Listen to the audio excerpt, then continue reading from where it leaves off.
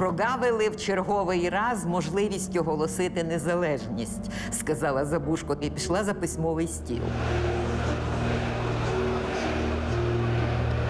І хотів у цей момент виступити перший секретар Комуністичної партії України Станіслав Гуренко, але зал так швидко завився і так накинувся на нього.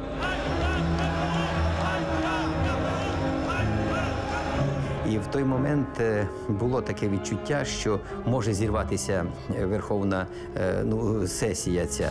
І тут на засіданні Народної Ради з'являється член Народної Ради Володимир Борисович Гриньов. Без преследования коммунистов мы не можем голосовать ни один акт о независимости.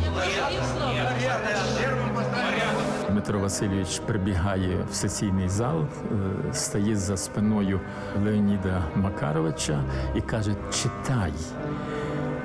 Якщо ні, я задушу тебе».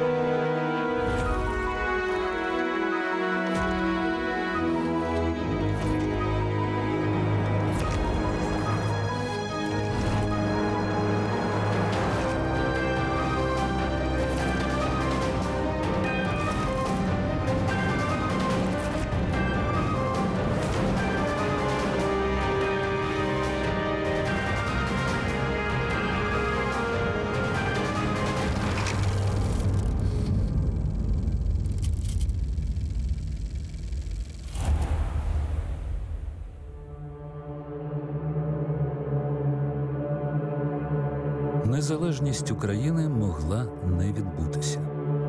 У цей день Україна ризикувала зануритися в хаос. Тричі ситуація в парламенті балансувала на межі зриву.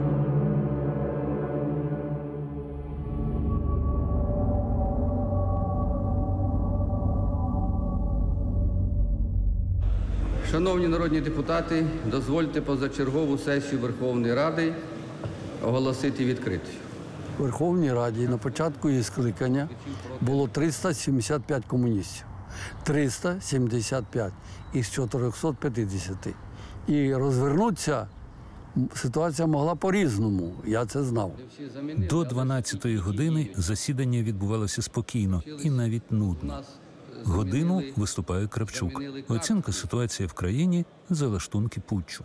Комуністи злякалися демократичні на той час, як їм ставалося Росії і Єльцина. Вони на все були готові, вони готові були віддати крісла. Станом на ранок 24 числа, звичайно, що домінувало у нас одне питання. Чи зможемо ми набрати необхідну кількість голосів, щоби був проголосований документ про відновлення української державності. Якщо виявиться, що хтось з керівників будь-якого рангу приймав рішення про підтримку рішень цього ГКЧП, я буду голосувати і вимагати звільнення його з роботи. На наше щастя, у Кравчука тоді Волоняка переміг комуняку. Він міг втратити підтримку компартійної більшості. І тоді б у нас з цим проголошенням, кажуть, народі була би гайка. Напруження почало зростати перед полуднем. Коли ми слухали питання про опечатування архівів, Кабінету міністрів, інших органів державної влади. Верховна Рада України СРСР постановляє КДБ та МВС УРСР негайно опечатати та та взяти під охорону документацію та архіви Кабінету міністрів. І тоді виступив депутат Анатолій Матвієнко і сказав, що а чому це ми повинні печатувати архіви, забирати документацію тільки з органів державної влади і комуністичної партії. Треба додати сюди і інші партії, і рухи, щоб мати таку цілу картину. Тому я пропоную після слова Компартії України дописати інших політичних партій, громадських організацій та рухів. Так. Прошу уваги.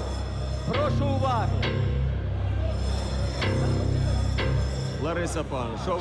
Шановні депутати, дайте можливість Ларисі Павлівні. Мені приємно з нею спілкуватися. Лариса Павлівна, в чомусь другий мікрофон. Я прошу дати мені слово. Щоб мені дали слово. Тільки що виступав представник вірного помічника партії Комсомол. Я думаю, що товариш Матвієнко дещо помилився, пропонуючи опечатати архіви демократичних партій і рухів на Україні. Вони не мали жодної причетності до цього ганебного перевороту і не мають найменшої підстави висувати таку ганебну пропозицію від Комсомолу. Це виглядало на той час як певна провокація. Вона збурила зал відразу і хотів у цей момент виступити перший секретар Комуністичної партії України Станіслав Гуренко.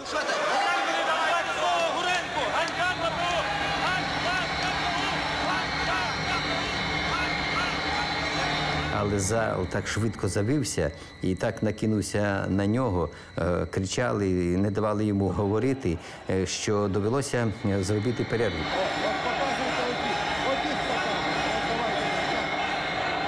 І в той момент було таке відчуття, що може зірватися верховна сесія ця.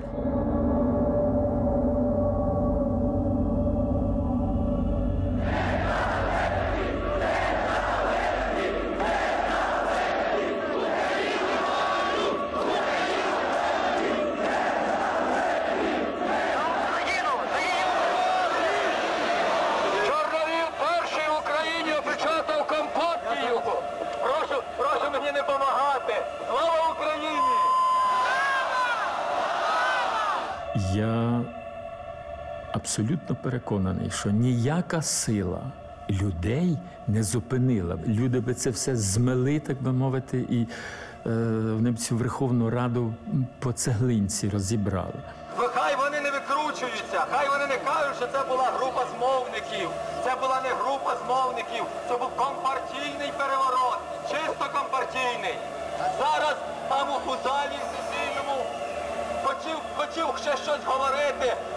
Один з найбільших злочинців України, перший секретар ЦК Гуренко, який дав розпорядження в перший день по всіх обкомах розіслав підтримати хунту.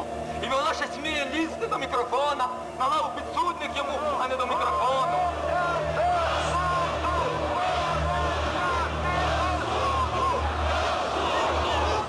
Я виключаю такий випадок, що натовп міг би піти там на фізичне насильство якесь, на розправу з депутатами. Я це виключаю. Якщо зараз буде зірвання голосування, ми повинні брати ЦК Компартії самі. Так як вчора приступу його. На штурм. Комуністична більшість раптом відчула себе в облозі. Від самого ранку народний депутат Ярослав Кензор ходив парламентом із відеокамерою. Депутати більшості виглядали розгубленими. Віце-консул США Джон Степанчук спостерігав, як комуністи поприлипали до вікон і дивилися на натовп. Йому здавалося, що на сполотнілих обличчях була написана думка, чи вдасться піти з будівлі живими.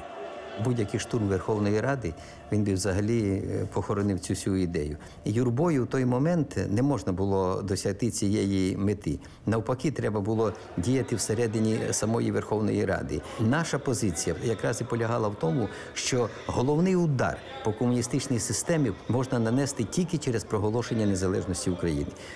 Розриваються зв'язки із центром, Росія бере свій курс, і комуністи всередині України фактично зависають в такому безповітряному просторі. І якщо ми проголосуємо у Верховній Раді незалежність України, то через день, через два ми і заборонимо комуністичну партію. Так воно і трапилося. Нас, охоронці з парламенту, вони нас не випускали, тобто журналістів. Казали, там юрба, там небезпечно, для вашого захисту ми вас мусимо тримати тут в приміщенні. А тоді на гору я пішла, і там вікна. І, власне, чи я підійшла до пана Філенка, чи він до мене. В кожному разі ми щось говорили і дивимося на цих людей. І я його прошу коментар, він каже, ті люди, вони виборюють нашу незалежність. Вони роблять тиск на тих комуністів, щоб вони проголосували. Ми не маємо досить сили їх переконати, але ті люди, що там стоять, вони їх тиснуть. Ідіть до першого мікрофона, ми вам дамо слово. Павличко в цій історії був таким посередником. І він був, якщо хочете, втіленням Кравчука. Він був дуже близький до Кравчука тоді. В них були особливі стосунки. І, в принципі, те, що він транслював, це було те, що хотів побачити Кравчук. І от я думаю, що насправді треба чітко розуміти, що Павличко був головною постаттю у всій цій історії, як Кравчук був головною постаттю у всій історії проголошення незалежності України. А зараз для пропозиції слово від першого мікрофона депутату Павличку. Будь ласка, перший мікрофон. Ми надто збуджені сьогодні. В такій емоційній ситуації ми можемо загубити головне. Він найбільше відчув цей момент, що може заіскристися і може піти все не так, як потрібно. От його мудрість якраз проявилася в тому, що він саме в цей момент такого протистояння, він вкинув оцю ідею незалежності у зал. Я звертаюся до всіх із словами Вольтера. Я ненавиджу думку свого противника, але я готовий померти за те, щоб він мав право її висловити.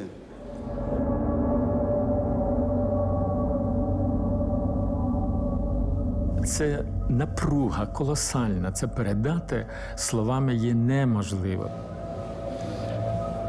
Вирішується в цю мить історична доля нашої держави. Я хочу, щоб ми знали і відразу настроїлися на 3 головні рішення, без яких ми звідси не повинні вийти. Перше – проголошення повної незалежності України.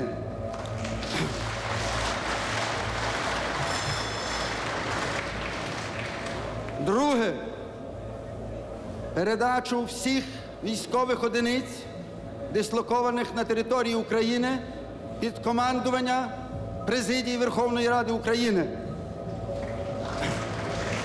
І третє – повна департизація державних органів України. За кілька хвилин Кравчука питають, чи підтримує він запропонований Павличком проєкт акту проголошення державної незалежності.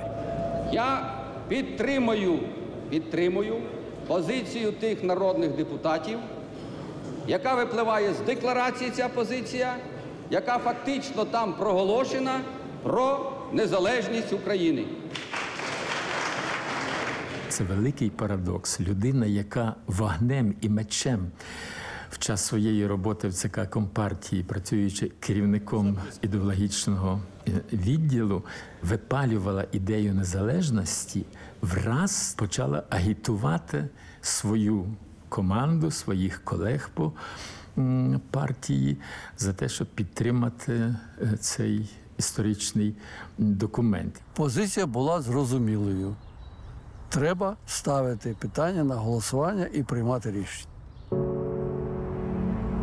Проєкт акту проголошення незалежності написали напередодні.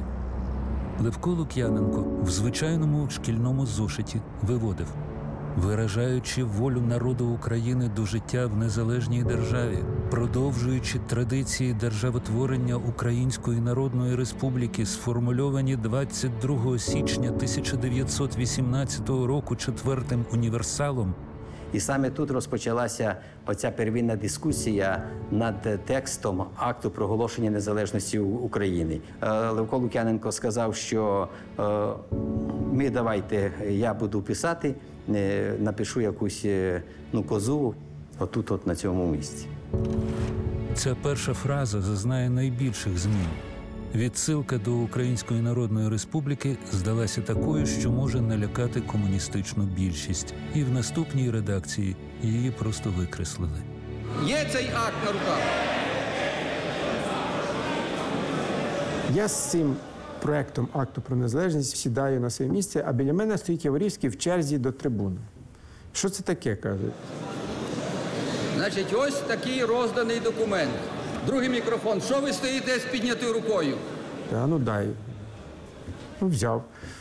Якраз Яворівський, черга. Він іде з цим і починає читати. Він не встиг дочитати до кінця, як до нього підходить Лук'яненко і каже: Володя, що ти робиш? Ми ж домовлялися, що я зачитаю як автор цього. Я так само стояв у черзі на виступ до президії. Я стояв Лук'яненко і стояв Яворівський. І я побачив, що Яворівський переглядається із Леонідом Кравчуком. Я вже відразу зрозумів, що цей документ буде озвучений. А хто оприлюднить акт про державну незалежність? Автором документу був Левко Лук'яненко. Я кажу, хай автор. Кажуть, Левко Лук'яненко сприймається як один з наймогутніших націоналістів в Верховній Раді. І тому, як тільки Лук'яненко вийде читати акт, всі комуністи будуть проти нього. Тоді хтось пропонує Яворівського.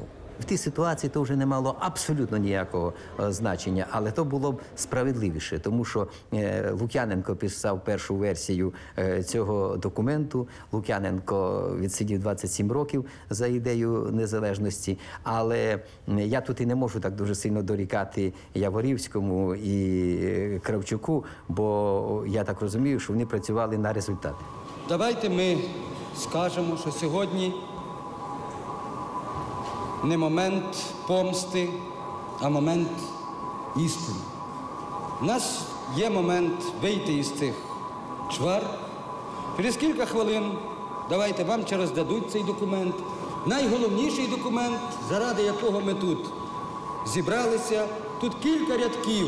Я його зачитаю і давайте почнемо працювати. Я його читаю. Акт Верховної Ради Української РСР про проголошення незалежності України. От прогавили в черговий раз можливість оголосити незалежність, сказала Забужко 23 серпня 91-го року і пішла за письмовий стіл. А 24 серпня от я лишилася вдома, глибоко розчарована в черговий раз, значить, недержавницькою позицією і політичною незрілістю українських політиків. І от десь у четвертій я вирішила вимкнути телевізор і подивитися, що ж там робиться. От і я вмикаю, а на екрані Яворівський зачитує акт незалежності.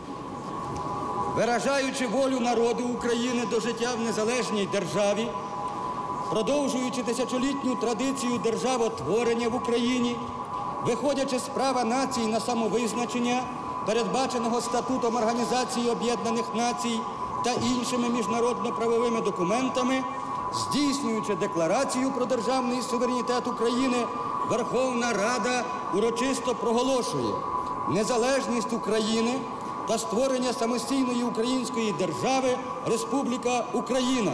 Тут у мене затремтіли руці-нозі, от і тут я все кинула, значить, і негайно тремтячими руками перевдяглася, от вискочила на вулицю ловити таксі, і от я їду в цій машині і усвідомлюю, що вже все змінилося, що ніхто нічого не знав. Ситуація в парламенті знову опиняється в глухому куті. У засіданні назріває нова криза. Після виступу Володимира Яворівського до мікрофона підходить комуніст Микола Багров, перший секретар Кримського обкому Компартії, член ЦК КПСС. Если мы действительно хотим выражать волю народа, давайте возьмем эти документы, получим, внимательно изучим, поедем посоветуемся со своими избирателями. Да, я не могу здесь голосовать. И принципиально не буду голосовать по этим вопросам, потому что речь идет о независимости Украины, это значит о выходе из Советского Союза и так далее. Это не такие вещи, которыми надо играться. Это вопросы референдума. Должен народ решать, а не я. Питання референдуму комуністи взагалі розглядали як таку зброю стримування державотворчих процесів в Україні. Це було все політбюро ЦК КПУ, це були перші, другий, третій секретарі обкомів, райкомів, міськомів партії. І от оцю еліту більшовицьку треба було якимось чином переконати. Я хотел бы обратить ваше внимание на статью 5 Закона о всеукраинском референдуме, в котором говорится, что решение этого вопроса является исключительной компетенцией народа Украины и подлежит разрешению путем референдума. Шановні депутати, я думаю, що ми мусимо перестати зараз грати тут у всяку еквілібристику, що ми не можемо проголосувати за той чи інший акт. Ми все це можемо, товариш депутат Демідов і Багров, ми все це можемо. Вдруге за день засідання опинилося під загрозою зриву. Дискусія зайшла в тупик. Меншість нав'язувала свій порядок денний більшості – проголосувати за акт незалежності. Представників більшості ця вимога заскочила зненацька.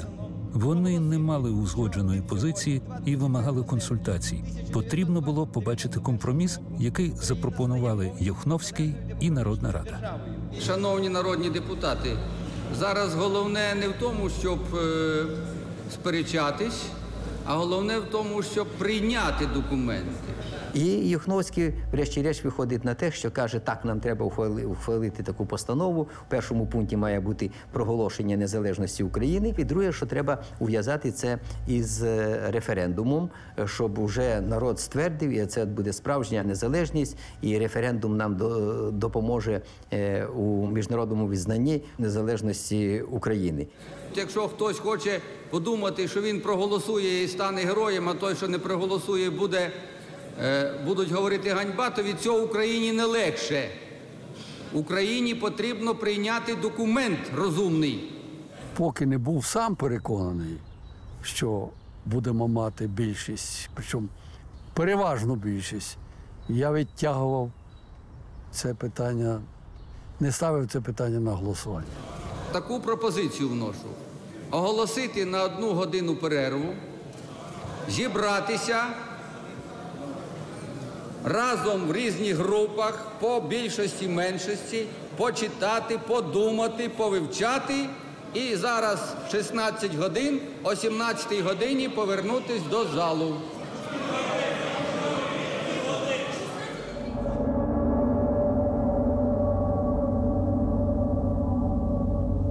Позиція Народної Ради була неправильно побудована відразу, бо все йшло до того, що от вони вороги України, а ми ось відстоюємо її інтереси і так далі.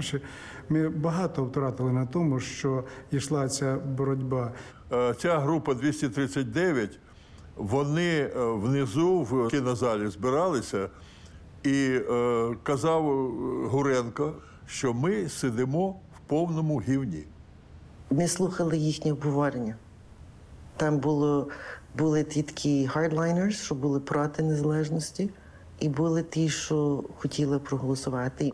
Що буде, було величезне питання. Потрібно було зібрати докупи голоси, якби комуністи не зважилися на такий варіант, то було просто провалене це все рішення. Величезну роль відіграв Юхновський.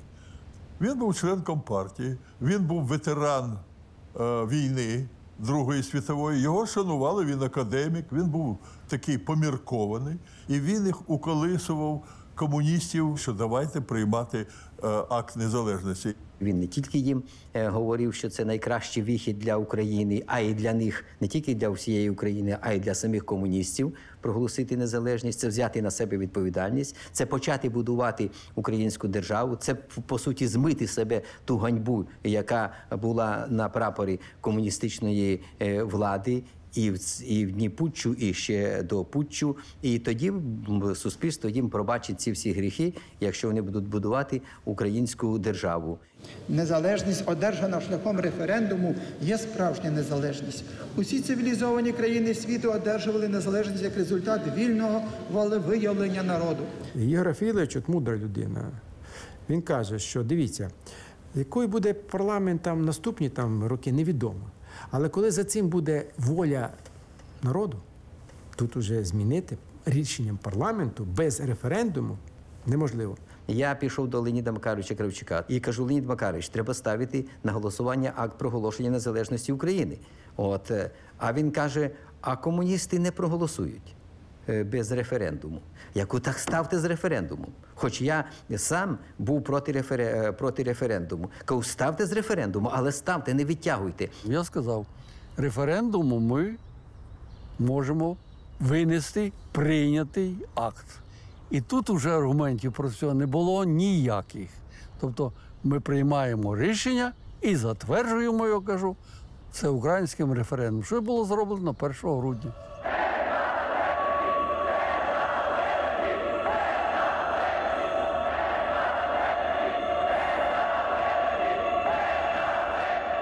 Ми тоді ще не вміли рахувати, складно просто заміряти, скільки було. Заповнена, так, натовп, юрба.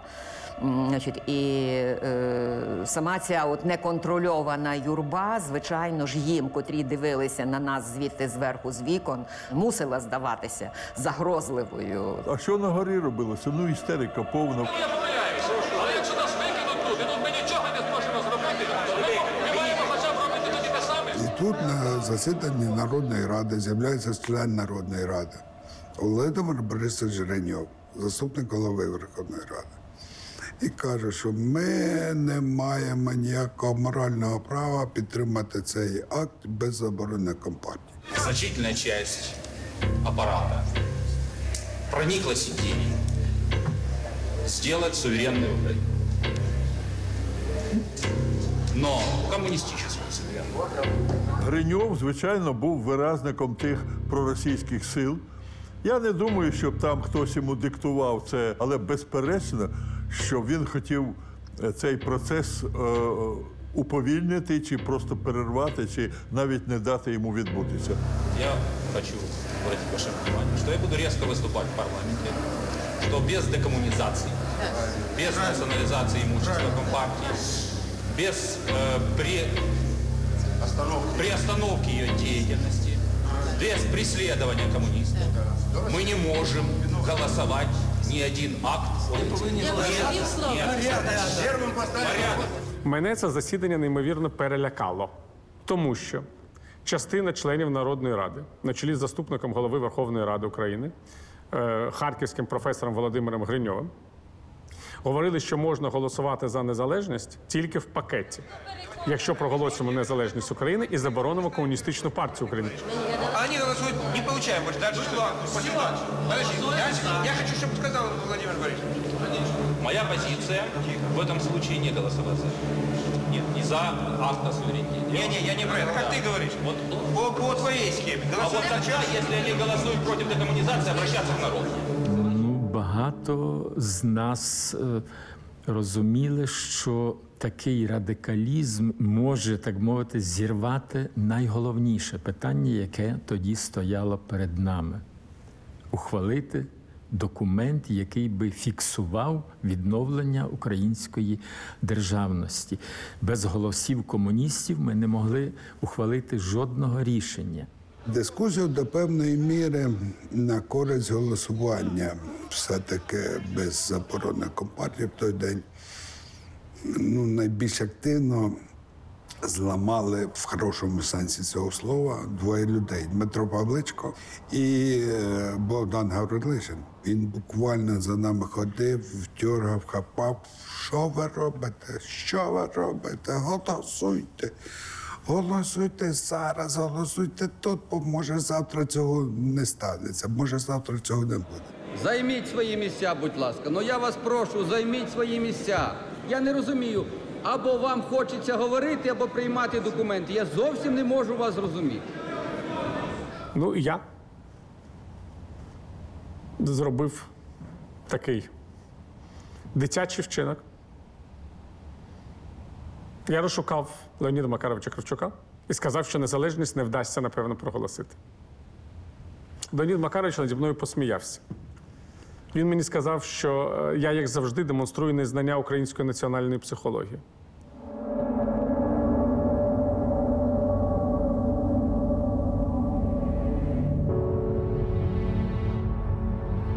Акт проголошення незалежності України, він постійно допрацьовувався. Було кілька ітерацій допрацювання. Остаточна ітерація була уже перед самим голосуванням під час перерви, коли зібралася погоджувальна група у складі Павличка, в складі Мороза. Я там був, було ще кілька депутатів. І от за цим столом якраз і ми остаточно випрацьовували текст акту проголошення незалежності України. Виникла дискусія, як назвати цю державу, яку ми проголосимо як незалежну. Одні пропонували назвати Українська Народна Республіка, як було в 1918 році, при першій спробі зробити Україну незалежною.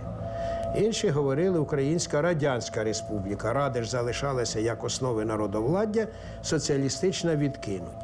Була пропозиція назвати на кшталт Чеська Республіка чи Польська Республіка.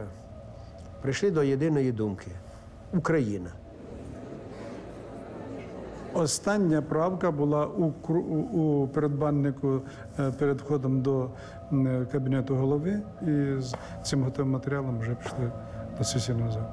Вони вирішили, що не буде ніякої республіки.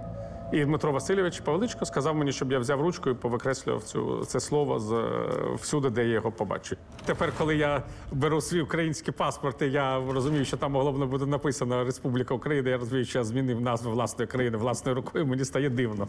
Але найбільші суперечки відбулися уже в преамбулі акту проголошення незалежності України. Там, де мова йде про те, що виражаючи волю народу жити у власній державі. Оце питання викликало великі заперечення з боку Олександра Мороза, цієї комуністичної більшості, що як це так виражаючи волю народу? Ми референдум не проводили, ми народ не опитували, ми не маємо права цього говорити і так далі, і так далі.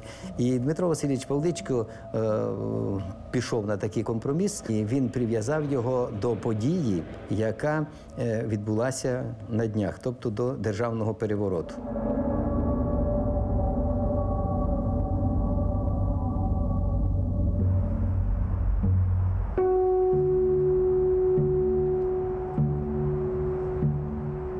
Після того, як відбулося остаточне редагування проєкту акту проголошення незалежності України, ми з Дмитром Васильовичем Павличком побігли у друкарське бюро. Тут, на цьому поверсі, знаходилися друкарки, і вони повинні були надрукувати поправлений нами текст акту проголошення незалежності України. І коли цей документ було начисту видруковано, ми прийшли із ним до Леоніда Макаровича. Леонід Макарович сидів на своєму робочому місці у залі. Дмитро Васильович каже, текст готовий, читай. Леонід Макарович взяв в руки і не квапиться, так мовити, відповідати. Весь час десь споглядає у зал. І каже він, так вагаючись, а може не сьогодні, може на понеділок перенесемо. Павличко ще раз каже, читай. Якщо ні, я задушу тебе. Читай, бо вб'ю. Або задушу. Таке було.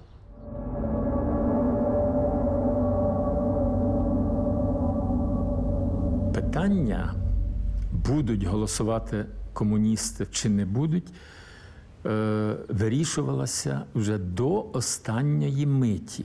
Був такий момент, що ми вже відчули, що Леонід Макарович починає витягувати вирішення цього питання. Ми чудово розуміли, що вікно історичних можливостей відчиняється на одну мить. В Народній Раді дух патріотизму був дуже високий. І я знаю, якщо я скажу, будемо голосувати за незалежність, люди будуть голосувати за незалежність. На тому боці треба було переконувати більш серйозно. Без фракції комуністів ми цього документу не могли ухвалити.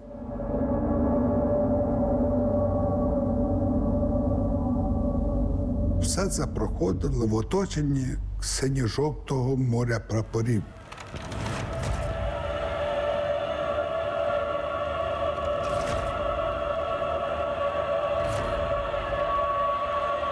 Верховна Рада була взята в кільце. Як в народі кажуть, рідкий комуніст добіжав би до середини Дніпра, якби вони не проголосували те, що люди чекали. Я маю власний досвід, коли підходили до мене, як до так званого поміркованого націоналіста, і казали, ми будемо з вами будувати незалежну Україну. Тільки давайте без репресій, без це, а деякі просто казали, тільки ви нас не вішайте. Леонид Макарович, я вам подсказываю, что именно Гринев поэтому... Что? Гринев руку держит.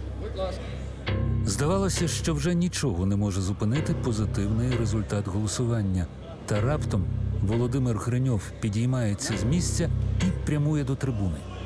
Гриньов формально був на боці демократичного табору, але його поведінка була така, ну я б сказав, нечітка і несистемна. Без решения проблем декоммунизации Украины этот акт станет пустым местом. У якийсь момент здалося, що цей виступ може спричинити розкол у Народній Раді і зруйнує домовленості з комуністами. Частина Народної Ради проголосує солідарно з Гриньовим. Більшість вважатиме це порушенням домовленостей. Голосів не вистачить. Маємо зрозуміти головну мету комуністів. У них не було головної ідеї проголосити незалежність. Комуністи хотіли сховатися в цій незалежній Україні від демократичної Росії. В 91-му, ще до незалежності, ми з батьком приїхали, він побачив країну після 50 років. На кінці він каже, я думаю, що ця країна ще не готова до незалежності. Я вважаю, що для того, щоб ми могли прийняти акт про незалежність, і щоб ця незалежність була прийнята Росією, ми повинні повторити вслід за Росією абсолютно аналогічну іншу формулюванню відносно припинення діяльності партії. Україна повинна жити власним розумом, і Росія тут нам не указ. Давайте хоч раз будемо робити власні кроки. Леонід Макарович, Дмитро Васильович, ми з вами тільки що узгоджували всі позиції. Я прошу сьогодні вирішити два питання кардинальних. Прийняти акт про незалежність України – раз, і постанову Верховної Ради про політичну ситуацію. А все ж остальне – це вже те, що витікає. І про департизацію органів. Ставлю на голосування.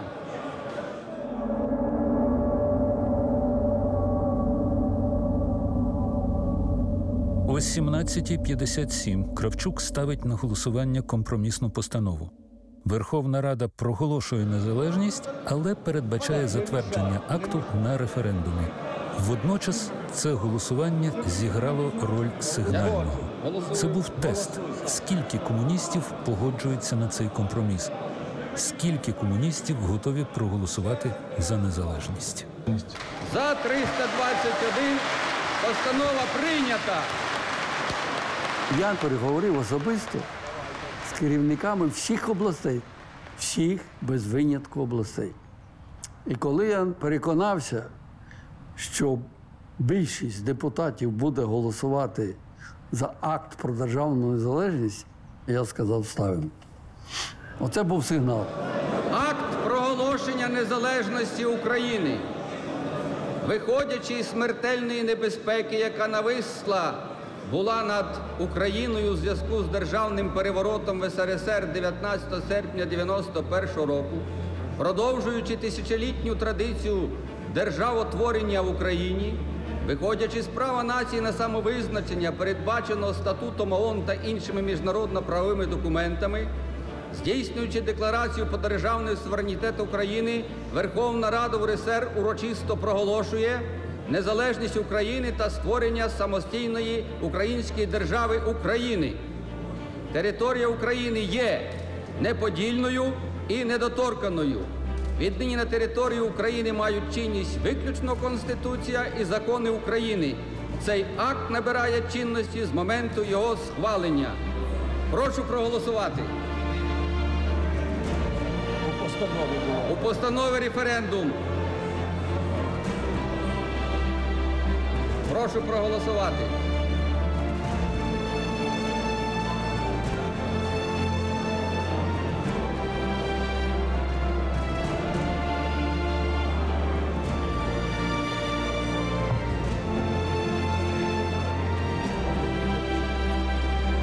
За 346 приймається.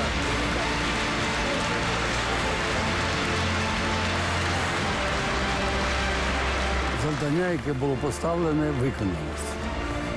І це приємно завжди, коли перемагаєш.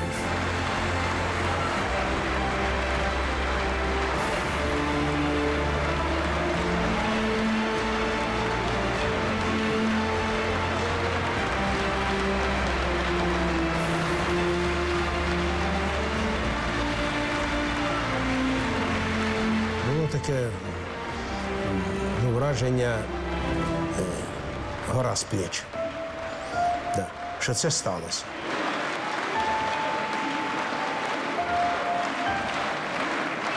Це така була втома, велика втома.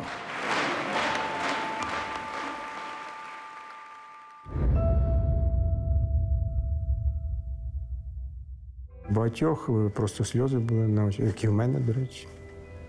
Така була емоція, що передати її неможливо. Я дзвоню татові.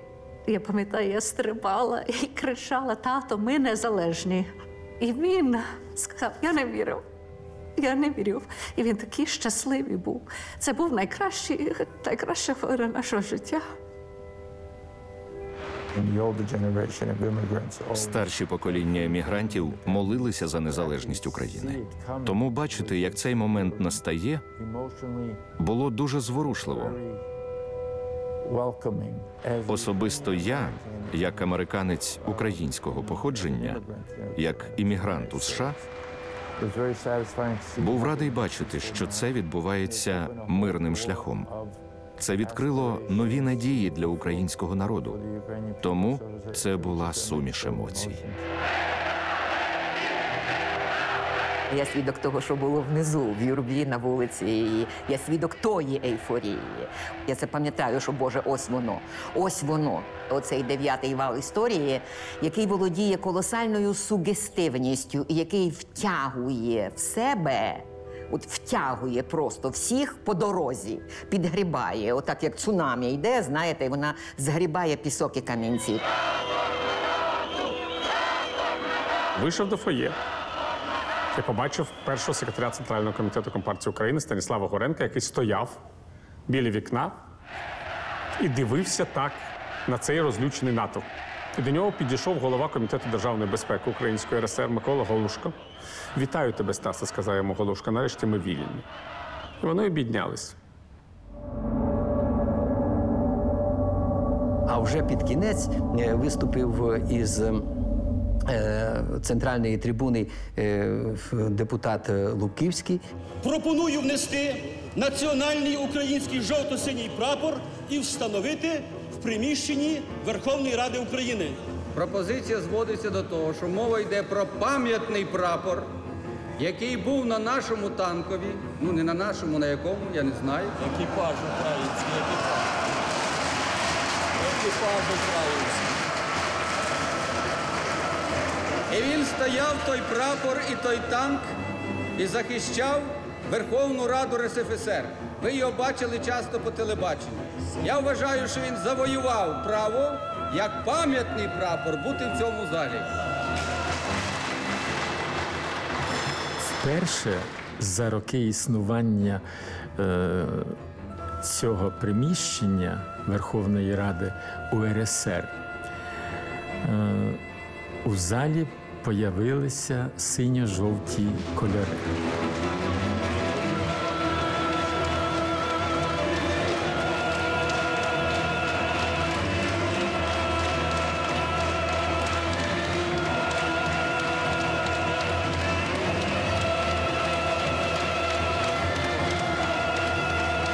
Чорнобіль заніс прапор, який був на барикадах під Білим домом в Москві, і вручив Леоніду Макаровичу. Той не знав, куди його ставити, так ходив, потім поставив його в себе за спиною, там під Леніном. Він, напевно, перший раз у своєму житті тримав у руках древко, на якому красується синьо-жовтий прапор. Сесія завершається. Бажаю вам творчих успіхів. В сесійній залі це було фантастичне піднесення. І впевнені, що все. Тепер Україна як рвоне. Після того стихійно цілком трибуну обступили наші колеги із Народної Ради. Тобто такий імпровізований депутатський хор.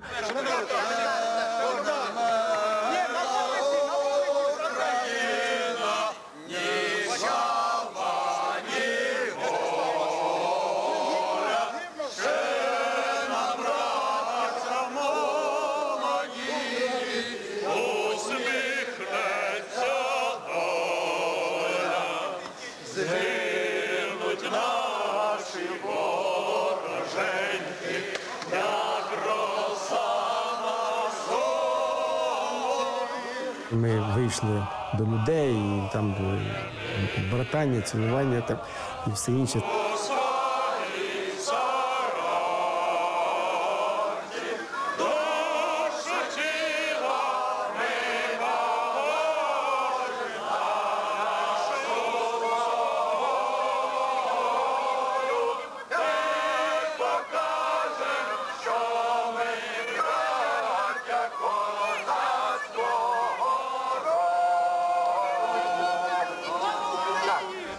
От ми зайшли, якщо вам видно, у нас на ласкані був такий